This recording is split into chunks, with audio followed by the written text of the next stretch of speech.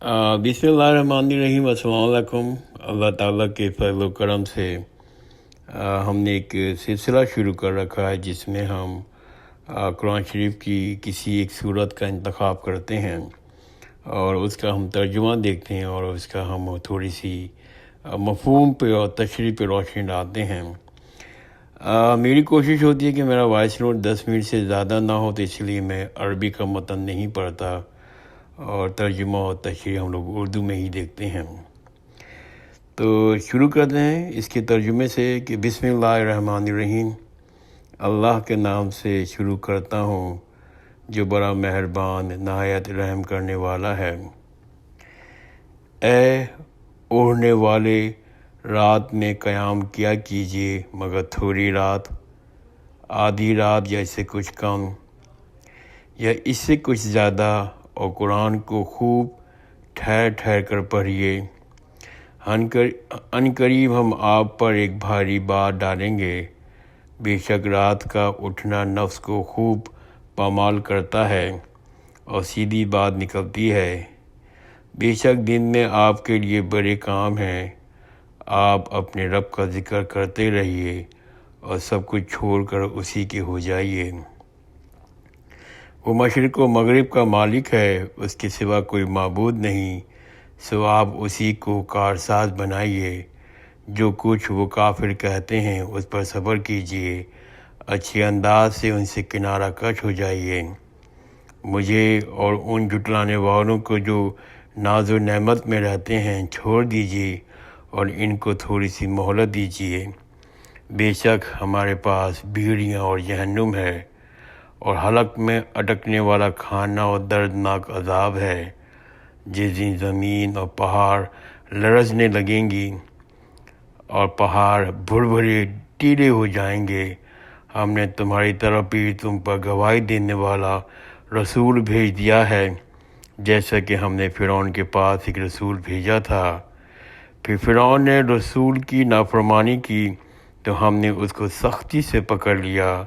سو اگر تم کفر کرو گے تو اس دن کیسے بچو گے جو بچوں کو بوڑھا کر دے گا، جس دن آسمان پھٹ جائیں گے۔ اللہ کا یہ وعدہ پورا ہو کر رہے گا۔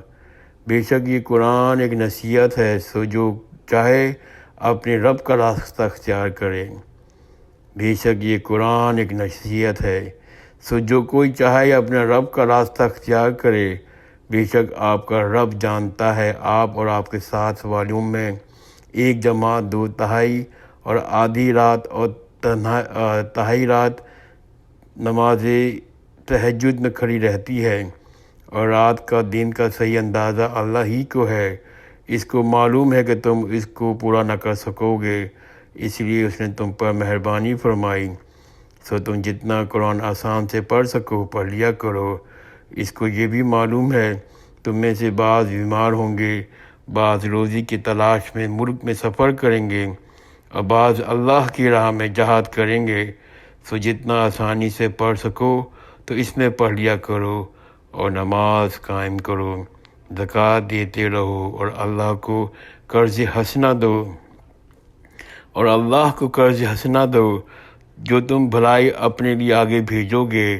جو تم بھلائی اپنے لیے آگے بھیجو گے، اللہ کے پاس اس کو بہتر اور اجر کے اعتبار سے بڑھی بھی پاؤ گے۔ اللہ سے معافی مانگتے رہو، بے شک اللہ بڑا بخشنے والا نہایت مہربان ہے۔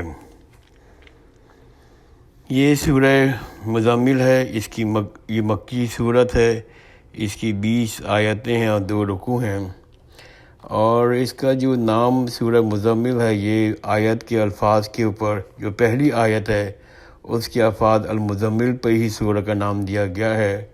یہ صرف نام ہے، اس نام سے اس کے عنوان کا کوئی تعلق نہیں۔ جہاں تک زمانے کا نزول کا اگر ہم بات کریں تو اس سورہ کے 2 رکوع ہیں اور دونوں الگ الگ زمانوں میں نازل ہوئے ہیں۔ پہلے رکوع کے بارے میں تو بالاتفاق یہ ہے، سب علماء کرام سارے اس بات پر ایگری ہیں، یہ مکی رکوع ہے۔ لیکن دوسرے جو اس کا رکوع ہے اس کے بارے میں مفسرین کا یہ خیال ہے کہ وہ بھی مکے سے نازل ہوئی، لیکن بعض دوسرے مفسرین کا خیال ہے نہیں، یہ مدنی دور کی ہے۔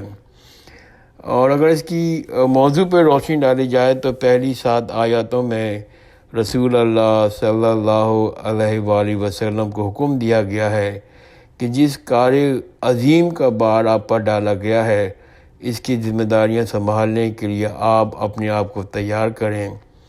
اس کی عملی صورت یہ بتائی گئی ہے کہ رات کو اٹھ کر آپ آدھی رات یا اس سے کم و بیش نماز پڑھا کریں۔ پھر سورت نمبر 8 سے 14 تک حضرت کو تلقین کی گئی ہے کہ سب سے کٹ کر اس خدا کے ہو کر رہ جائیے جو ساری کائنات کا مالک ہے، اپنے سارے معاملات اسی کے سپرد کر مطمئن ہو جائیے۔ مخالفین جو باتیں آپ کے خلاف بنا رہے ہیں ان پر صبر کیجیے، ان کو منہ نہ لگائیں، ان کا معاملہ خدا پر چھوڑ دیں، وہی ان سے نمٹ لے گا۔ اور اس کے بعد آیت نمبر 15 سے 19 تک مکہ کے ان لوگوں کو جو رسول اللہ کی مخالفت کر رہے تھے ان کو سمجھایا گیا ہے، ان کو متنبع کیا گیا ہے، ان کو الارم کیا گیا ہے کہ ہم نے اسی طرح تمہاری طرف ایک رسول بھیجا ہے جس طرح فرعون کی طرف بھیجا تھا، مگر دیکھ لو جب فرعون نے اللہ کے رسول کی نافرمانی کی، اللہ کے رسول کی بات ماننے سے انکار کیا تو کس انجام سے دوچار ہوا۔ اگر فرض کر لو اگر دنیا میں تم پر کوئی عذاب نہ آیا تو قیامت کے روز تم کو کفر کی سزا سے کیسے بچ سکو گے؟ تو اللہ تعالیٰ نے اس آیت نمبر سے 19 تک بتایا ہے کافروں کو کہ تم کو بھی اگر تم نے اپنی حرکتوں سے باز نہیں آئے تو تم بھی عذاب سے اگر بچ سکے دنیا میں، لیکن آخرت میں نہیں بچ سکو گے۔ پہلے رکوع کے مضمین میں دوسرا رکوع حضرت سعید بن جبیر کی روایت کے مطابق اس کے 10 سال کے بعد نازل ہوا۔ اس میں نماز تہجد کے متعلق اس ابتدائی حکم کے اندر تخفیف کر دی گئی جو پہلے رکوع میں آغاز میں دی گئی تھی۔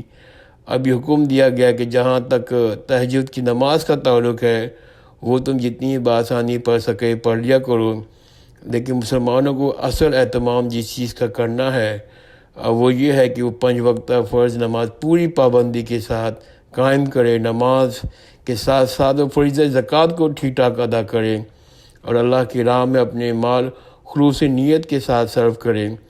خود آخر میں مسلمانوں کو تلقین کی گئی ہے کہ بھلائی کے کام تم دنیا میں انجام دو گے وہ ضائع نہیں جائیں گے، بلکہ ان کی حیثیت اس سامان کی سی ہے جو ایک مسافر اپنے مستقل قیام گاہ پر پہلے سے بھیج دے۔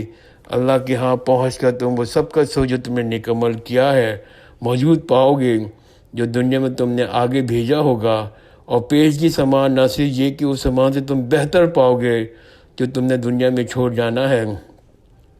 تو اللہ کے ہاں تمہارے اپنے بھیجے ہوئے اصل مال سے بڑھ کر بہت بڑا اجر ملے گا۔ تو آخری صورت میں اللہ تعالیٰ نے اس چیز پر کو غور دیا گیا، اس چیز پر زور دیا ہے کہ فرض نماز پوری پابندی کے ساتھ پڑھیں اور زکوٰۃ ٹھیک ادا کریں اور اللہ کی راہ میں اپنا مال نکالیں۔